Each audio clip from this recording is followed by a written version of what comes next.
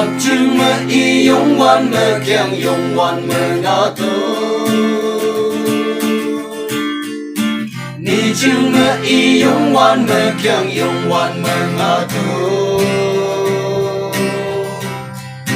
Chín nhi amma alle la y mo mai say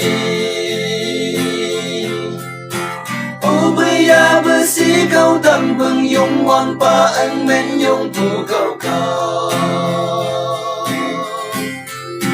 Ninh nhờ nếp pa chẳng thăng phăng thăng mơ in lầy Area Jesseli bên tơ thang mà Lesse chẳng tơ tích bơ pa mai cùng nàng Kênh tơ cha yai chén như ý lại chi Vì hụ sạc lông dây chén lông hay mà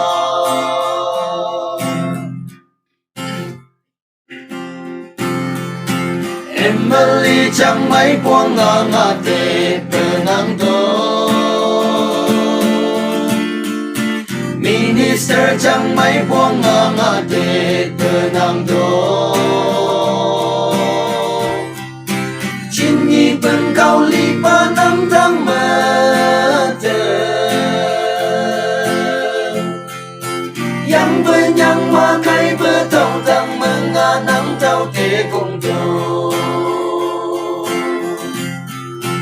Nên nhờ nếp ba chẳng thăng bằng thăng mơ in lầy Area Jesseli bên tơ thang mà Lesse chẳng tơ tích bơ pa mai cùng nàng Kênh tơ cha yai chén như ý lại chi Mi hụ sạc lông yai chén lông hay mà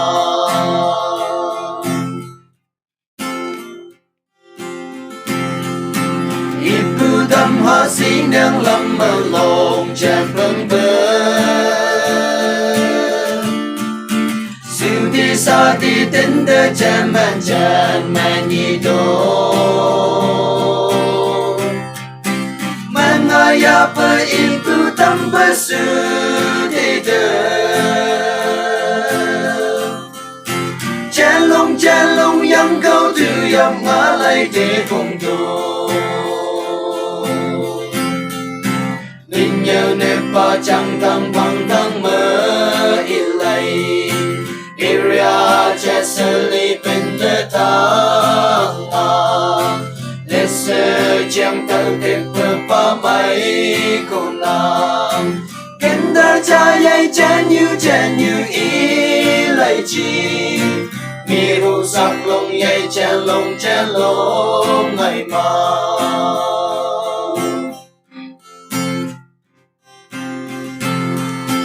Sao chú anh chú mà mày có gì là bơ tơ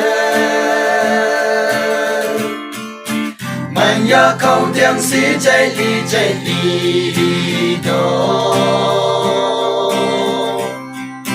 Nga ca lên vai bừng câu lý ba xăm chạy bơ Mong mơ bơ lên NL tên tăng ngay bừng là y trẻ nhị bê Nhờ nếp ba chẳng thăng bằng thăng mơ in lầy